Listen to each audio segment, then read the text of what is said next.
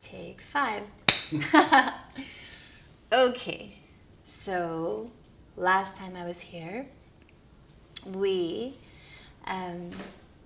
were talking about relationships and where I was in my life, and I had just received a Dear Jeanette letter. Someone was sort of letting me go via email, and it's funny how at that time, if I look at the story I shared with you, like I was a little bit bummed because nobody wants to be like shoot off. But it's funny in hindsight how things work, of how everyone we meet can basically lead us to the next person we're meant to lead, or the next person we're meant to meet. So my former beloved O led me to my then beloved Benny, and then Benny brought me to California, and then I had to kiss a lot of toads in between Benny, and that's when I got my diagnosis.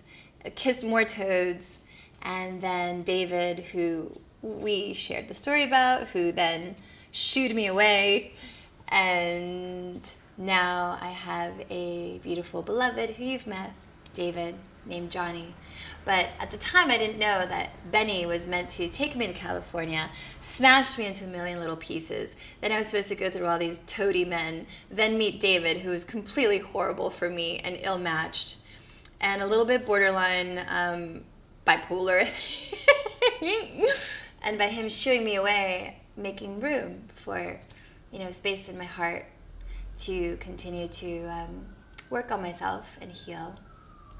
And the whole time I had my cancer diagnosis, because now it's been since February 27th, 2015, so till 18, February, March, April, May. So it's been 3 years and 3 months. And the story I was sharing earlier is that in the beginning of my journey, I was probably the biggest cheerleader of all. I was all about, this happened to me, and then I tried to think positively of like, this happened for me. And then I went and I took all the love and all the support and all the GoFund support and funds that all my friends pulled together, and everybody helped me because I didn't have insurance and I didn't have anything, and I was floundering about, and I don't have a family that could just, take me in. Plus they think I'm bananas because I wanted to do alternative. And my stepmother is a cancer survivor, and she probably healed herself, but she thinks chemo healed her. So it was only chemo or don't talk to us about it. So the reason I want to share where I am today, 3 years and 3 months later, is because I've been through this chapter of like, it's all about my body and what I eat, and it's all about meditation, and it's all about working out, and then it's about like intermittent fasting, and it's like not eating too much, it's detoxing the body, and then it's supplement this and supplement that, and acupuncture this and acupuncture that. And at first I feel like year and a half that I did the most alternative treatments for my body, ate the cleanest, gave up alcohol, gave up sugar, gave up coffee, magic mushroom after magic mushroom. I was in a place of fear and anxiety, and coming out of a relationship that really broke my heart with Benny. And no matter what I was doing for my body, my thoughts kept me in fear. So everything I felt was counterproductive. Then move into the second year. I was healing my heart, healing my mind. I got more confidence. I wasn't as diligent about my diet, my meditation, my supplements. Then, financial constitution doesn't always allow you to have all of these things available if you're not making, because it's an expensive journey. And yet, in a weird way, my tumors growth slowed down, because not so much of what I was eating or drinking or acupuncturing or supplementing, but because I was no longer in a place of pain, that deep pain from that relationship. And I got stronger about what cancer is, and I started to educate myself and read books and listen to talks, and I wasn't as scared. And I thought, well, I'm going to beat this. I'm gonna have a choreography with this. I'm going to embrace this. I'm going to do something positive, and I'm going to heal myself holistically, and then I'm going to share my story with the world. And that's always been my mission, like share my story with the world, be a walking, talking testimony, not tell people what to do, but just share. Now we're in the third year and into some months. And I realized that in the last year, I was ebbing and flowing, and I wasn't being very mindful. I wasn't meditating. I wasn't consciously thinking about like how to set the intent for my day. I'm in this beautiful relationship with this beautiful man, but we're in a transition. He's divorcing. There's stuff. There's a lot of friends that love me, and they're like, what are you doing about your cancer? And because I'm not fully recovered, there's a lot of fear from these people that love me the most, that support me the most. They are carrying all my baggage, and they're carrying all my biography. And I realize that even though I'm not consciously aware, no, that's not true. There's a part of me that's consciously aware that all that biography has me, it describes me as a certain person. And I'm realizing like, okay, I have to make another shift. It's another chapter of the book. I have to do something different. And it's not just about my food or my meditation or this or that, because it's my thought process. And so I went back a little bit, like 2 steps forward and maybe 4 steps back.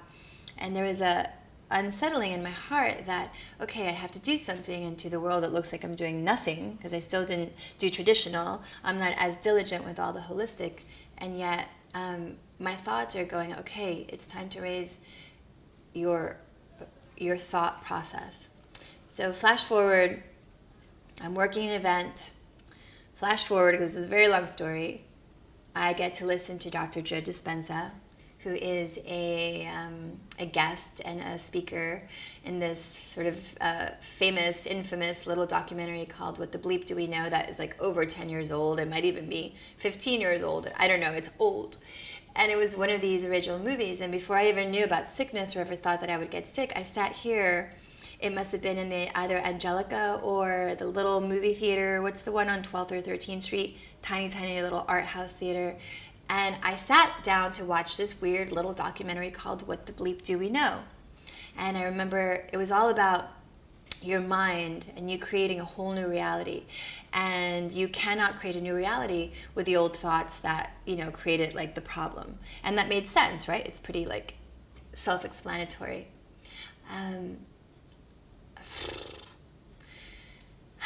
Anyways, I didn't quite get it. I didn't quite get that I could quantum leap into a healing, or that I could do something with my thoughts. I believe it, but maybe I don't really fully believe it. And so here I am, 2018 in May, and it's about 1 month after I just came from this job, and Dr. Joe Dispenza was a keynote speaker, and he was on stage, and he's got his shtick down, and he like teaches us all over the world, and he's got the whole thing down. It's all about you can change your reality. So it's not about cancer, it's not about depression, it's not about sickness, it's really bigger than that. Like the mission in the statement is that you can alter your thoughts and quantum leap into a whole new existence, and you can deal with that broken heart or that depression or that loss of a parent or loss of a job or loss of yourself. And it's bigger than just like, oh, healing your body. And that made sense to me, and that resonated with me. And so the first thing I said to Johnny was like, I need to get these books, right? Because I went online, and Dr. Joe Dispenza's courses are thousands and thousands of dollars. And he's teaching different levels. And I get it. Like, I'm not naive. Yes, it would be great if Dr. Joe Dispenza was teaching this for free, but he's a businessman, and so we have to like see the reality. But you know what? He's selling what I want to buy. Nobody's forcing me to go buy this quantum leapage revolution that's going to heal me. I'm all about it. I just don't have these funds right now. So while I'm manifesting the funds, I'm like, I can start with the books. So my beloved got me the book, and the one that really resonated with me, because I did like almost like a muscle testing about it, is You Are the Placebo. And what really gets me excited, it says, is it possible to heal by thought alone, without drugs or surgery? The truth is that it happens more often than you might expect. In You Are the Placebo, Dr. Dispenza shares numerous documented cases of those who reversed cancer, heart disease, depression, crippling arthritis, and even the tremors of early onset Parkinson's disease. And then blah, blah, blah, blah, blah, blah, blah, blah. And it basically just goes into the whole thing. Is it possible to teach these principles to people? So he's teaching regular people these principles, and suddenly, as he's like teaching all over the world, he's getting people that are writing in, that are showing up to the workshops, and they're not necessarily, which is the interesting part, they're not necessarily, let's say, the most conscious people. Many of them had never meditated before.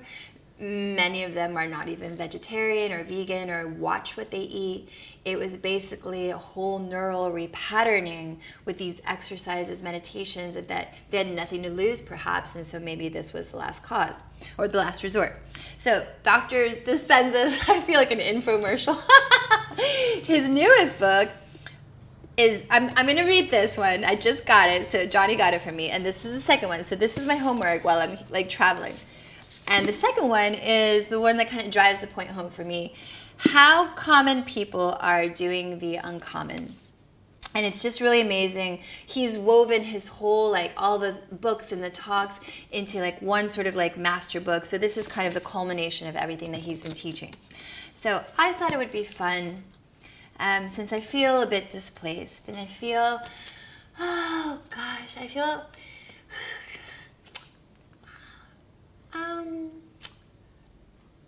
feel at times like a bit like still like a flounder floundering about, like having done all of these things, like done all these things and knowing I'm closer to that next rung on the ladder, like just reaching for it. And yet, because in this like 3D dimension, I don't have like proof, right? I don't have like proof on paper from a doctor or a hospital that I'm actually closer to a breakthrough and closer to a spontaneous remission, because I don't have proof, and because the tests just basically say like, oh, your tumor keeps expanding and growing. It's like this Star Wars battle. So I feel that my mind needs help because it wants to transcend this like dimension that we're in, and I want to get to like this higher dimension of, like you shared, David, of speaking to your ancestors and speaking to these master entities and to divine creator and to angels, and to really sit still. And as David and I were sharing earlier, I don't think we're by ourselves. I feel we're with ourselves. And in order to heal, it's really important to go inward and to get quiet, and it could feel like a very lonely journey, because ultimately you walk through the fire, and as many people that are there to support you and love you, and you walk through that ring of fire on your own with all of your belief systems connected to your ancestors and your angels and divine creator, but no one in the 3D is really doing that work for you. And so I think it's important to be on your own. I feel it's important to get quiet, and I feel it's important to not have all that noise, because right now in LA, I live with my beloved, and I have a lot of dear friends, and it gets noisy. It gets, I'm not lonely, but I do feel still very alone because no one can really feel what I'm going through.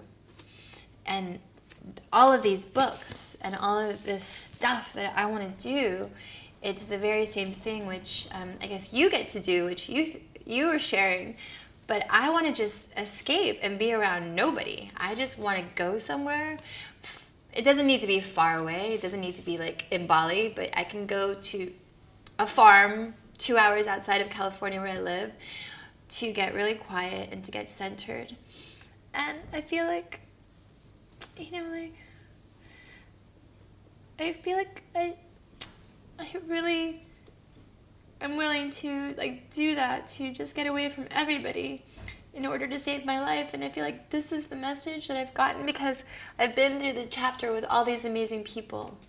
So many people showed up for me, right? And then I've been through the chapter of like, you can only eat this and eat that. And then I've been through the chapter of acupuncture and Chinese herbs. And then I've been through the chapter of supplements and sweat therapy and exercise. I've been through so many chapters. And yet something hasn't quite connected with my soul. Like this work of forgetting who you are in order to reinvent and have this new life. So my new life is I'm cancer free, but the tricky part is I'm surrounded by all these people that love me that are always constantly going, what are you doing about your cancer? So it's hard for my mantra to come into light as I carry the weight of these beautiful people that love me. And so all I want to do is just escape and be alone. And I know I won't be lonely because I'll be doing this work that allows me to transcend. And I think an interesting thing is that we often see videos and movies or documentaries of people that are already healed, and then they go on to write a book, to share their tale, to tell you what they did once they're healed. But you see, why I'm excited about this and it's different is because on paper, I'm not healed, right? I don't have proof that my cancer is in remission. And, and I want to be able to perhaps do a real live, like checking in and maybe do some things on my own phone and then continue in California of what I'm going to do right now as I start these books. And this book is going to give me the tools to, and Dr. Joe Dispenza doesn't say, hey, you're going to heal and have a spontaneous remission if you do these things, but and he has a medical disclaimer so he doesn't get sued, but I believe, you see, that I'm going to have a spontaneous remission. Like I've always believed I'm going to have a spontaneous remission with no surgery and no chemo and no radiation. But there's a lot of noise, and I just want to get the noise out so then I can go back to that belief. And I want to document it. Not when I'm already healed, but while I'm healing. And maybe that's going to be a very lonely journey, but that is going to be like this new project. So I'm so grateful to be here and to share this because I'll be able to document this journey as it's happening and not like being tied up to tubes and chemo brain and chemo fog and in a hospital, but through thoughts and quantum leapage and meditations and exercises. And yes, of course, healthier foods, not a lot of pizza and wine and ice cream, which I love. And so, yes, I want to thank my beautiful friend David because this, I feel, is the first day of the rest of my life. And I feel like I've said that so many times, but it's taken me this long to get to these books. But it's not been long because I had to go, through the river and through the woods to get to higher source. I never got like the ticket to get on the express train like some people do, but I didn't get that ticket. So I've got to take the back stairs, and there's a lot of them. And I'm okay with that because there's a lot of divine poetic justice. And I can't wait to share that with all of you. Yay!